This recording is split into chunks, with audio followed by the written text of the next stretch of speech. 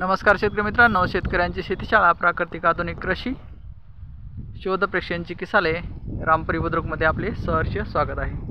शेतकरी मित्रांनो, आज आपण आहोत बळीराम माकोडे साहेब, मुक्काम पोस्ट शहापूर, तालुका जिल्हा परभणी यांच्या हळदीच्या प्लॉटवर। आणि या हळदीला आपण शेतीशाळेची क्रॉप ट्रीटमेंट घेतलेली आहे। तर शेतीशाळेच्या कृषी तंत्रज्ञान कृषी मार्गदर्शनाच्या माध्यमातून हा प्लॉट डेव्हलप केलेला आहे। तर पाहूया काय अवस्था आहे आज प्लॉटची। तर हे पहा, आमच्या प्लॉटचे फुटवे 1 2 3 4 5 6 1 2 3 4 1 2 3 4 5 6 आणि 7वा 5-7 फुटवे आहेत आपल्या प्लॉटला। मस्त बघा याला 1 2 3 4 5 6 7 छान आहे। 1 2 3 4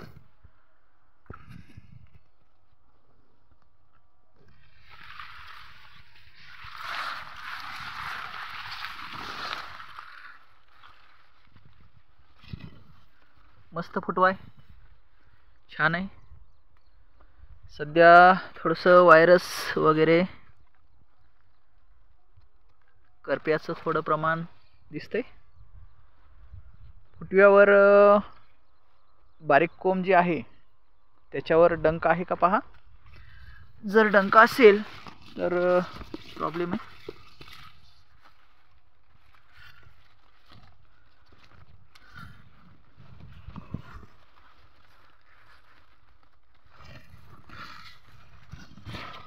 जो फुटव्याचा कोंब आहे ना, हा फुटवायचा कोंब पहा।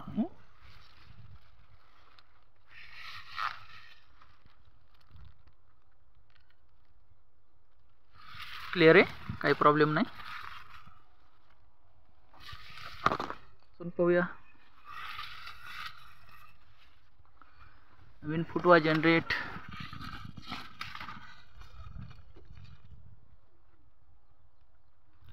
नाही आहे।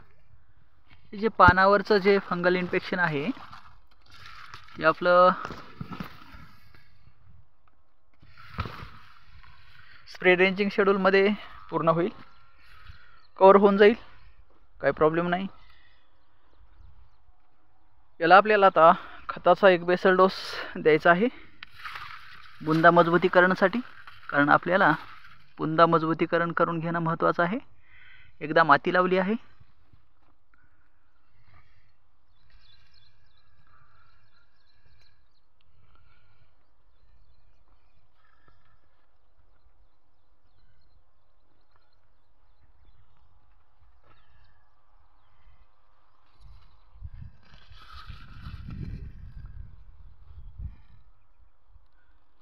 हे मार लागलेलं पान असतं ज्यावेळेस बारीक कोंब कळीमध्ये असतो, नेमका निघते वेळेस हे पहा, या निघायला ना आता हे कोंब निघते वेळेस इथंच याला शेंड्याला काहीतरी इन्फेक्शन होतं। म्हणजे तिथं पेस्ट न हे कोंब चाटलेला असतो, नाहीतर एखाद्या किडीनं डंक मारलेला असतो, डासानं किंवा डंक मारलेला असतो। तर ते ठिपका तुम्हाला पान मोठं झाल्यावर हे असा दिसतो, कसं असा साईडनं कट झालेला किंवा करपलेला, आणि हे असं हे डाग पण दिसतात। मग ह्या डागाचं काय होतं की इथं हे पान करपतं आणि करपल्यानंतर त्याचं इन्फेक्शन असं साईडनं वाढत जातं। वाढत गेलेलं इन्फेक्शनलाच आपण ते लाल पिवळे काळे जे डाग दिसतात जास्त, त्याला आपण करप्या म्हणतो। तर हे करप्याचं जे इन्फेक्शन आहे हे वाढू नये यासाठी ते जागची जागेवर राहावं, त्याचं इन्फेक्शन दुसऱ्या पानावर होऊ नये किंवा नवीन आपल्या फुटव्यावर होऊ नये किंवा नवीन पानावर होऊ नये, यासाठी आपल्याला त्याला बुरशीनाशक किंवा कॅल्शियम पॉलिसल्फाईड हे घ्यावं लागतं। तर कॅल्शियम पॉलिसल्फाईड जर आपण त्याच्यात घेतलं तर कॅल्शियममध्ये काय आहे, फंगल इन्फेक्शन घालणारी इम्युनिटी पॉवर ही कॅल्शियममध्ये आहे. फंगल इन्फेक्शन घालणारी इम्युनिटी पॉवर ही कॅल्शियममध्ये आहे. आणि सल्फाईडमध्ये काय आहे? सल्फाईड म्हणजेच गंधक. तर गंधक हे चांगलं बुरशीनाशक आहे, उत्कृष्ट बुरशीनाशक आहे. तर हे दोन्हीचं कंबाईन जर आपण घेतलं, कोणत्याचं? कॅल्शियम पॉलिसल्फाईड, तर काय होईल की किडीचं म्हणजे फंगल इन्फेक्शन म्हणजे बारीक बारीक मावा, कोकडा, तुडतुडे, पिट्ट्या, हेकून किंवा पेस्ट, अळी वगैरे, किंवा व्हायरल इन्फेक्शन, किंवा येणारे वातावरणामुळं, क्लायमेटमुळं येणारे काही आजार, ते कॅल्शियमनं जातील. आणि सल्फरनं बुरशी, जमिनीतून येणाऱ्या बुरशी, वातावरणामुळं क्लायमेट चेंजनुसार येणाऱ्या बुरशी, ह्या सर्व इथं कवर होतील. तर त्यामुळे आपल्याला कॅल्शियम पॉलिसल्फाईड हे स्प्रेमधून घ्यायचं आहे. हे जे तुम्हाला दिसतं आहे, हे पानाचे डाग वगैरे, हे सगळं त्यानं क्लिअर होऊन जाईल. त्यामुळे आपल्याला कॅल्शियम पॉलिसल्फाईड हे याच्या लगातार 2 फवारण्या घ्यायच्या आहेत. 7-7 दिवसाच्या फरकानं 2 फवारण्या घ्यायच्या. तर हे तुमचं सगळं क्लिअर होऊन जाईल. पोंगा जो आहे, हे पोंग्याला पहा, हे जे दिसतं ना तुम्हाला, हे इथं हे डंक मारलेलं, तर हेच परत काय होतं, करप्यामध्ये असं रूपांतर होतं. त्यासाठी थोडंसं लक्ष द्या प्लॉटवर आणि आपल्या प्लॉटचं योग्य व्यवस्थापन करून घ्या. तर पहा मित्रांनो, हे प्लॉट ऑनर आहेत आपले बळीराम साहेब माकोडे, आणि यांच्या प्लॉटचं व्यवस्थापन केलं आहे शंकरराव बाराते साहेब यांनी. खूप छान व्यवस्थापन केलं आहे. माती व्यवस्थित लागली आहे, तणाचं व्यवस्थापन छान आहे, आणि पाण्याचं पण व्यवस्थापन छान आहे. त्यामुळं हळदीची ग्रोथ मस्त आहे, 1 नंबर, काही प्रॉब्लेम नाही.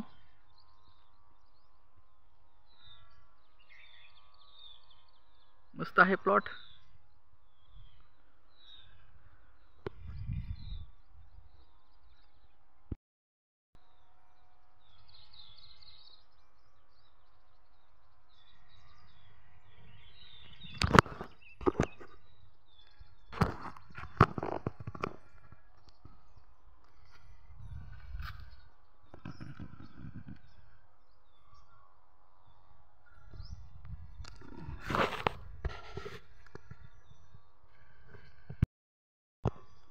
हळदीची ग्रोथ जवळपास 3 फूट झालेली आहे आपली. 3 फूट हाईट झालेली आहे. 1 नंबर साईज आहे.